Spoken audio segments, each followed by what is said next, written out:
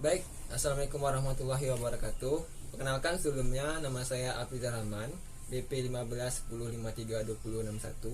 Dan pada kesempatan kali ini saya ingin menseminarkan hasil penelitian saya, yaitu pengaruh beban pajak kini dan beban perencanaan pajak terhadap manajemen laba.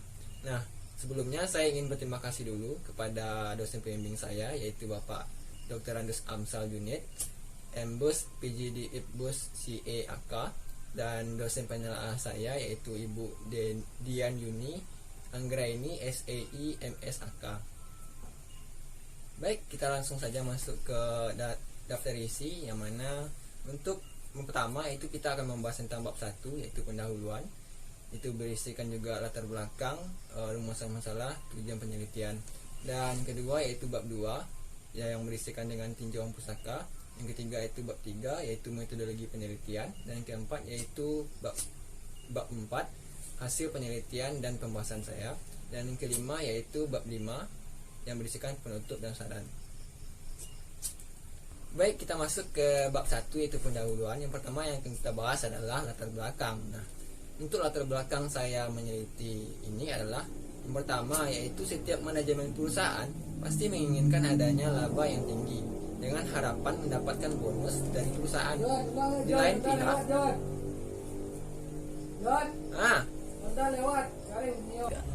baik, selanjutnya yaitu kita akan membahas bab 1 yaitu pendahuluan, yang berisikan yang pertama yang akan kita bahas adalah latar belakangnya.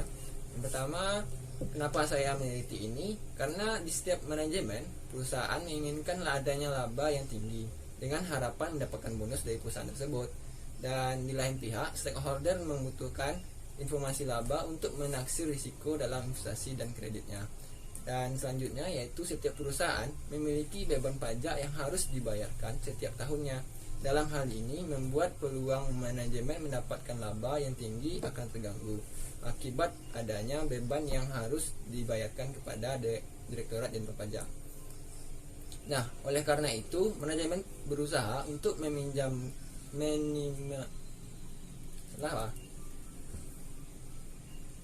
Oke, kita masuk ke bab 1 yaitu pendahuluan, mana yang akan kita bahas pertama adalah latar belakangnya. Nah, setiap manajemen perusahaan menginginkan adanya laba yang tinggi dengan harapan mendapatkan bonus dari perusahaan. Di lain pihak, stakeholder membutuhkan informasi laba untuk menaksir risiko dalam investasi dan kreditnya. Dan selanjutnya, setiap perusahaan memiliki beban pajak yang harus dibayarkan setiap tahunnya. Dalam hal ini, membuat peluang manajemen mendapatkan laba yang tinggi akan terganggu akibat adanya beban yang harus dibayarkan kepada Direktorat Jenderal Pajak. Nah, selanjutnya latar belakangnya adalah hal ini membuat manajemen berusaha untuk meminimalkan beban pajak tersebut agar tujuannya untuk mendapatkan laba yang tinggi dapat tercapai. Nah, selain itu, adanya perbedaan perhitungan berdasarkan PSAK dan perpajakan akan membuat peluang terjadinya manajemen laba ini. Nah, oleh karena itu saya tertarik untuk meneliti ini karena saya merasa adanya keterkaitan antara beban pajak kini ini dengan beban perencanaan pajak terhadap manajemen laba. Baik, selanjutnya yang kita bahas adalah rumusan masalah dalam penelitian ini. Nah, yang pertama yaitu rumusan masalahnya adalah apakah beban pajak kini berpengaruh terhadap manajemen laba pada perusahaan. Yang kedua yaitu apakah perencanaan pajak berpengaruh terhadap manajemen laba pada perusahaan. Baik, selanjutnya kita masuk ke tujuan penelitian ini. Yang pertama yaitu tujuannya adalah untuk mengetahui bagaimana pengaruh beban pajak kini terhadap manajemen laba pada perusahaan. Nah, yang kedua yaitu untuk mengetahui bagaimana pengaruh dari beban perencanaan pajak terhadap manajemen laba pada perusahaan. Baik, selanjutnya yang kita bahas adalah manfaat penelitian. Nah, yang pertama yaitu bagi peneliti ini sendiri. Nah, bagi peneliti dapat menambah pengetahuan dalam hal perpajakan, khususnya mengenai beban pajak kini dan beban perencanaan pajak. Dan yang kedua yaitu bagi instansi terkait. Nah, manfaatnya adalah dapat memberikan informasi dan masukan terhadap instansi terkait, terutama kepada manajemen dalam meningkatkan persepsi positif kepada pengguna laporan keuangan. Nah, yang ketiga yaitu bagi peneliti selanjutnya. Saya harap dapat menjadi tambahan informasi jika peneliti yang akan melakukan penelitian sejenis lebih mendalam tentang manajemen laba ini serta pengaruh beban pajak kini dan beban perencanaan pajak. Nah, selanjutnya itu kita masuk kepada bab 2, yaitu studi literatur saya dalam penelitian ini. Yang pertama yang akan kita bahas adalah landasan teori. Nah, yang pertama yang kita bahas yaitu pajak, pengertian pajak. Yang kedua itu pengertian beban pajak kini. Yang ketiga yaitu pengertian dari beban perencanaan pajak. Dan yang keempat itu pengertian dari manajemen laba itu sendiri. Nah, baik, kita akan masuk kepada pengertian dari pajak itu sendiri, yang mana pajak merupakan salah satu pendapatan terbesar bagi negara Indonesia, di mana pengertian pajak dalam pasal 1 ayat 1 Undang-Undang Nomor 28 Tahun 2007 tentang Ketentuan Umum dan Tata Cara Perpajakan. Pajak adalah kontribusi wajib kepada negara yang terutang oleh orang pribadi atau badan yang bersifat memaksa berdasarkan undang-undang dengan tidak mendapatkan imbalan secara langsung, dan digunakan untuk keperluan negara bagi sebesar-besarnya kemakmuran rakyat Indonesia. Baik, selanjutnya yaitu pengertian perencanaan pajak. Nah, perencanaan pajak ini sendiri adalah salah satu fungsi manajemen pajak yang digunakan untuk mengestimasi jumlah pajak yang akan dibayarkan dalam hal-hal yang dapat dilakukan untuk menghindari pajak. Nah, perencanaan pajak ini sendiri merupakan langkah awal dalam manajemen pajak itu. Baik, selanjutnya yang kita bahas adalah manajemen laba. Dalam manajemen laba ini akan kita bahas yaitu teori keagenan atau agensi teori. Nah, menurut Jensen dan McLean dalam Aditama 2016 mendefinisikan hubungan keagenan sebagai suatu kontrak di mana satu atau lebih prinsipal atau pemilik menggunakan pihak lain atau agen untuk menjalankan perusahaan. Dalam teori keagenan, yang dimaksud dengan prinsipal adalah pemegang saham atau pemilik yang menyediakan fasilitas dan dana untuk kebutuhan operasi perusahaan. Nah, agensi teori ini memiliki asumsi bahwa masing-masing individu semata-mata termotivasi oleh kesejahteraan dan kepentingan dirinya sendiri. Pihak prinsipal termotivasi mengadakan kontrak untuk mensejahterakan dirinya melalui pembagian dividen atau kenaikan harga saham perusahaan. Agen termotivasi untuk meningkatkan sejahteraannya melalui peningkatan kompensasi. Konflik kepentingan semakin meningkat ketika prinsipal tidak memiliki informasi yang cukup tentang kinerja agen karena ketidakmampuan prinsipal memonitor aktivitas agen dalam perusahaan. Nah, selanjutnya yang kita bahas adalah teori akuntansi positif. Nah, di sini kita memiliki referensi dari Aditama 2016 yang menjelaskan bahwa teori yang dipelopori oleh Watts and Zimmerman memaparkan faktor-faktor ekonomi tertentu bisa dikaitkan dengan perilaku manajer atau para pembuat laporan keuangan. Anies dan Imam dalam Aditama 2016 menyatakan bahwa teori akuntansi positif merupakan bagian dari teori keagenan. Hal ini dikarenakan akuntansi teori positif mengakui adanya 3 hubungan keagenan, yaitu antara manajemen dengan pemilik, yang kedua yaitu antara manajemen dengan kreditur, yang ketiga itu antara manajemen dengan pemerintah. Selanjutnya yaitu adalah tujuan manajemen dalam melakukan manajemen laba. Nah, menurut Amali tahun 2009 menjelaskan tujuan dari manajemen laba itu sendiri adalah untuk menyembunyikan kondisi perusahaan yang sesungguhnya dari pemegang saham atau mempengaruhi perjanjian kontrak yang dibuat berdasarkan informasi laporan keuangan. Nah, manajemen laba ini dilakukan untuk mencapai tujuan tertentu. Adapun 6 tujuan yang hendak dicapai manajemen adalah sebagai berikut. Yang pertama yaitu adalah bonus yang memang dimaksimalkan oleh manajer untuk bisa mendapatkan nilai lebih dari laba yang didapatkan oleh perusahaan. Yang kedua itu debt covenant, yaitu perusahaan menggunakan debt financing akan cenderung menghindari pelanggaran atas perjanjian utang karena dapat menyebabkan biaya yang besar bagi perusahaan. Untuk menghindari pelanggaran atas perjanjian utang, perusahaan akan cenderung melakukan manajemen laba. Nah, yang ketiga itu politis. Pemerintah cenderung menetapkan regulasi misalnya di bidang perpajakan bagi perusahaan-perusahaan dalam industri strategis. Regulasi ini dapat berpotensi menambah biaya bagi perusahaan. Nah, oleh karena itu manajer perusahaan akan cenderung melakukan manajemen laba untuk menghindari biaya tambahan. Nah, yang keempat itu pergantian direksi.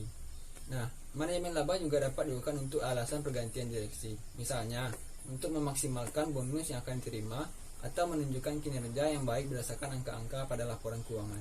Yang kelima itu initial public offering atau IPO.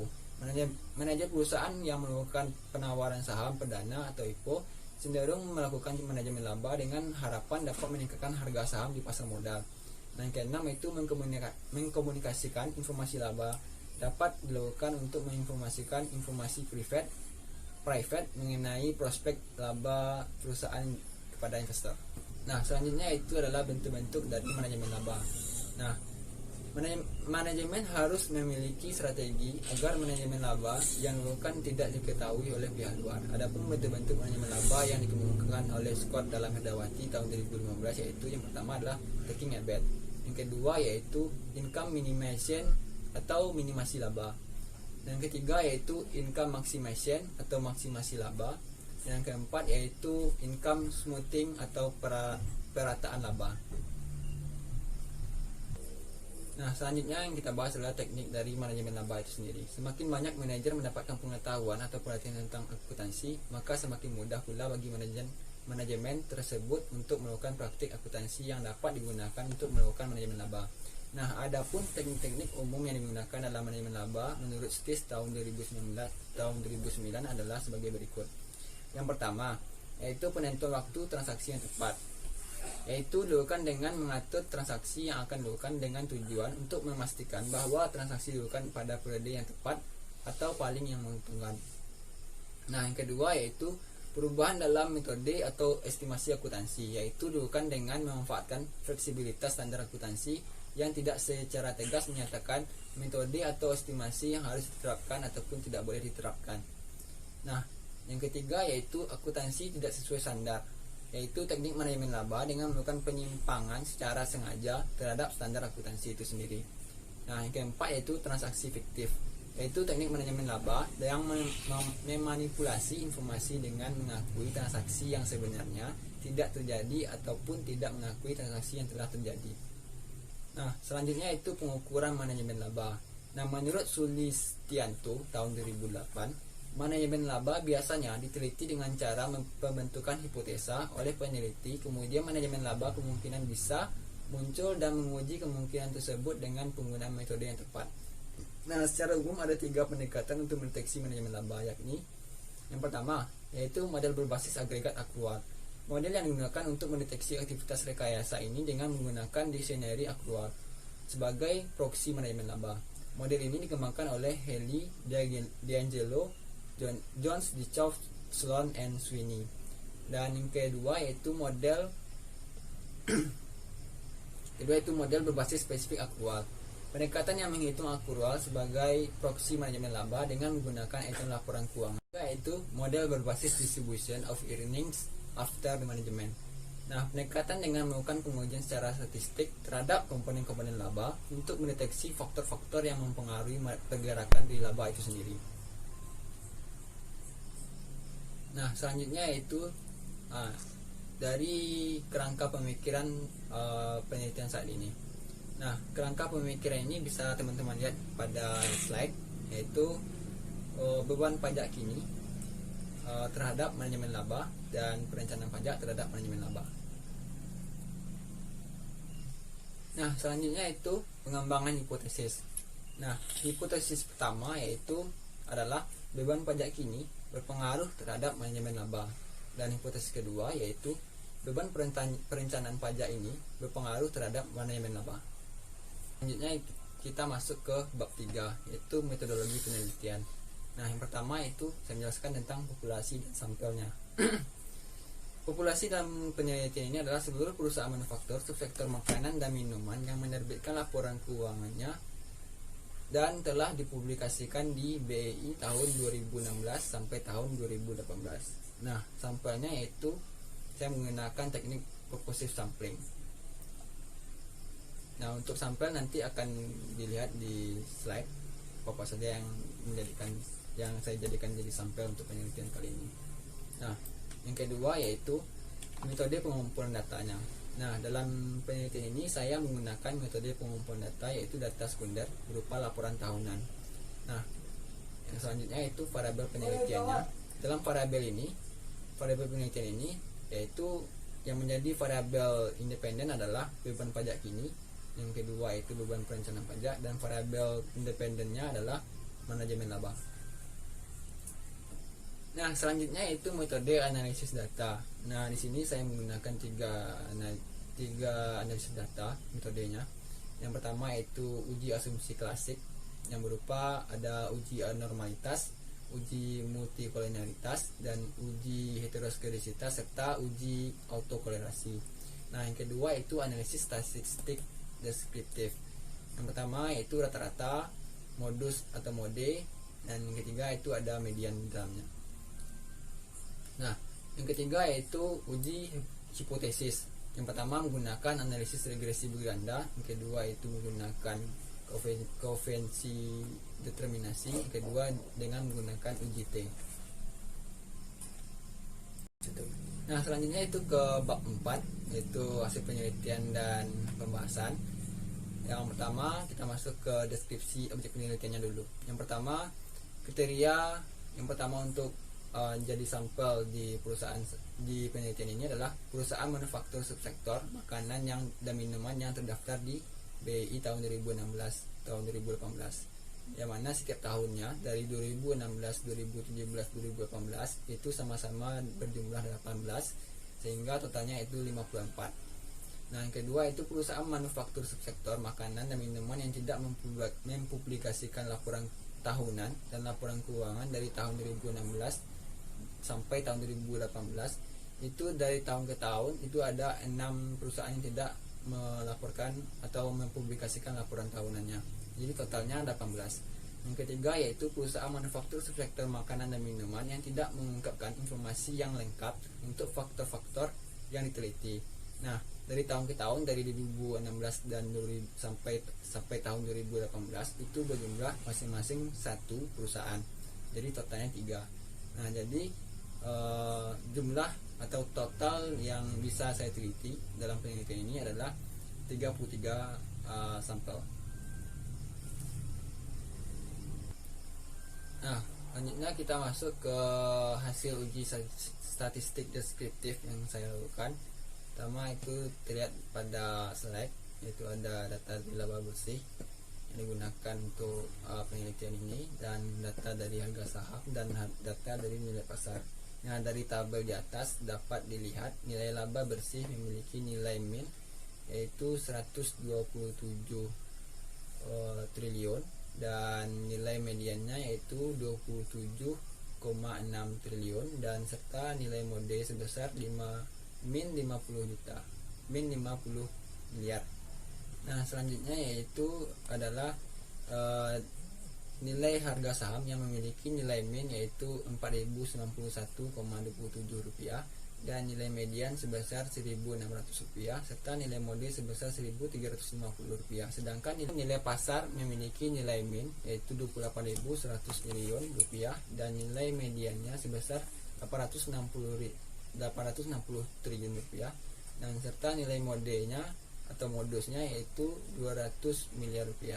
Nah, dari hasil ini dapat kita lihat bahwa perusahaan manufaktur subsektor makanan dan minuman di tahun 2016 sampai dengan tahun 2018 itu memiliki rata-rata laba bersih yang sangat tinggi. Sementara itu juga terdapat rata-rata harga saham yang cukup murah untuk dijual di pasar modal, yaitu sebesar Rp4.091,27, yang mengakibatkan jumlah permintaan pasar terhadap lembar saham yang diterbitkan oleh perusahaan manufaktur subsektor makanan dan minuman tahun 2016 sampai dengan tahun 2018 ini menjadi tinggi, dan ini berpengaruh sekali terhadap nilai pasar atau market value perusahaannya dengan nilai rata sebesar Rp28.100 triliun. Nah, selanjutnya yaitu dari hasil uji asumsi klasik. Yang pertama yang kita bahas itu uji normalitas. Nah, dari grafik dapat teman-teman lihat bahwa dapat ditarik kesimpulan bahwa nilai residual berdistribusi normal ini dikarenakan karena titik atau data yang digunakan berada di sekitar atau mengikuti garis diagonalnya. Selain itu, data-data yang digunakan sebar dari kiri bawah ke kanan atas grafik tersebut. Nah, selanjutnya itu hasil dari uji multikolonialitas. Nah, dari tabel yang dapat kita sama-sama lihat yaitu bahwa semua variabel bebas yaitu beban pajak kini dan beban perencanaan pajak memiliki nilai toleransi lebih besar dari 0,10 dan nilai FIF-nya lebih kecil dari 10. Nah, sehingga dapat disimpulkan bahwa tidak terdapat gejala multikondinalitas antara satu variabel bebas dengan variabel bebas lainnya. Nah, selanjutnya yaitu hasil dari uji heteroskedastisitas. Ya, dari gambar ini dapat kita lihat bahwa titik-titik yang membentuk pola yang jelas seperti yang terlihat pada gambar. Titik-titik itu menyebar di atas, di bawah, dan di antara angka 0 pada sumbu Y. Jadi dapat disimpulkan bahwa tidak terjadinya heteroskedastisitas dalam model regresi ini. Nah, selanjutnya itu hasil uji autokorelasi, di mana syarat dari nilai Rubin Watson atau DW dalam penelitian saya ini adalah nilainya min 2 sampai dengan plus 2. Nah, dari tabel itu kita lihat bahwa nilai DW-nya itu 2,087. Maka dapat disimpulkan bahwa terdapat autokorelasi atau ada korelasi antar data berdasarkan urutan waktu dan model regresi untuk penelitian tidak dapat diterima. Nah, hal ini dapat diatasi dengan mentransformasikan data menggunakan log sesuai pada petunjuk pada bab 3 sebelumnya. Nah, berikut nanti akan saya lihatkan bagaimana hasil dari setelah transformasi ini. Nah ini hasil dari setelah transformasi. Dapat kita lihat bahwa nilai DW-nya itu adalah 1,962. Nah, dapat diartikan bahwa di sini sudah tidak terjadi autokorelasi atau tidak ada korelasi antar data berdasarkan urutan waktu, dan model regresi ini untuk penelitian ini dapat diterima. Nah, selanjutnya yaitu hasil uji hipotesis. Yang pertama yaitu hasil regresi linear berganda. Nah, dapat dilihat dari tabel bahwa manajemen laba sama dengan min 0,106 plus 7,889 X1 dan minus 0,136 X2. Nah, maka berdasarkan model regresi berganda di atas dapat dilihat bahwa konstanta sebesar min 0,106 dan beta untuk masing-masing variabel adalah 7,89. Untuk beban pajak ini adalah min 0,136 untuk perencanaan pajak. Nah, sehingga dari model regresi berganda yang dihasilkan dapat mempengaruhi manajemen laba itu sendiri. Nah, selanjutnya itu hasil dari uji koefisien determinasi. Nah, dapat dilihat di tabel nilai R-square-nya yaitu sebesar 0,194. Hal ini menunjukkan bahwa besarnya kemampuan variabel independen yaitu beban pajak kini dan perencanaan pajak dalam menjelaskan variabel dependen adalah sebesar 19,6%, sedangkan 80,4% ditentukan oleh variabel-variabel lain di luar model penelitian. Nah, selanjutnya itu dari hasil uji T. Nah, dapat dilihat dari tabel. Nah, hipotesis yang bisa kita kembangkan dari hasil tabel ini adalah untuk hipotesis satunya itu beban pajak kini berpengaruh signifikan terhadap manajemen laba. Nah, dari tabel itu dapat dilihat bahwa beban pajak kini memiliki nilai signifikansi 0,035 atau kecil dari 0,5. Nah, berdasarkan hasil tersebut dapat dilihat bahwa beban pajak kini berpengaruh signifikan terhadap manajemen laba. Dengan kata lain, H1 diterima. Nah, yang kedua yaitu perencanaan pajak signifikan terhadap manajemen laba. Nah, dari tabel ini dapat kita lihat bahwa perencanaan pajak memiliki nilai signifikansi yaitu 0,020 kecil dari 0,05.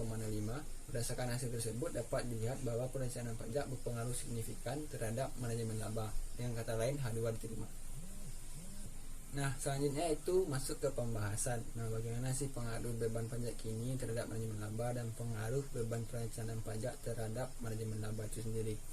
Nah, pertama itu dari variabel beban pajak kininya yaitu telah diuji telah memperlihatkan pengaruh yang signifikan dan positif terhadap manajemen laba pada perusahaan manufaktur sektor makanan dan minuman yang terdaftar di Bursa Efek Indonesia tahun 2016 sampai dengan tahun 2018, sehingga hal ini dapat menjadi pertimbangan bagi pengguna laporan keuangan dalam menilai manajemen laba berdasarkan nilai dari beban pajak kini atau current tax. Nah, hal ini juga didukung oleh penelitian sebelumnya yaitu dari Deviana Birgita tahun 2010 yang mengatakan dalam hasil penelitiannya bahwa beban pajak kini mampu mendeteksi manajemen laba pada saat Season Net Equity Offerings di perusahaan yang terdaftar di BEI. Nah, yang kedua, untuk hasil yang kedua yaitu variabel perencanaan pajak. juga bisa memperlihatkan seberapa signifikan pengaruhnya terhadap manajemen laba di perusahaan manufaktur subsektor makanan dan minuman yang terlisting di Bursa Efek Indonesia tahun 2016 sampai dengan tahun 2018, sehingga dapat disimpulkan bahwasannya seluruh perusahaan manufaktur tersebut melakukan perencanaan pajak terhadap laporan keuangannya dengan benar. Ya, karena hal itu dapat menurunkan tingkat menurunnya laba yang dihasilkan oleh perusahaan tersebut. Hal ini juga didukung oleh penelitian dari Asutik Rana Eka Puji tahun 2016 yang menyatakan bahwa perencanaan pajak ternyata berpengaruh positif terhadap manajemen laba pada perusahaan manufaktur yang terdaftar di BI. Nah, terakhir masuk ke bab 5.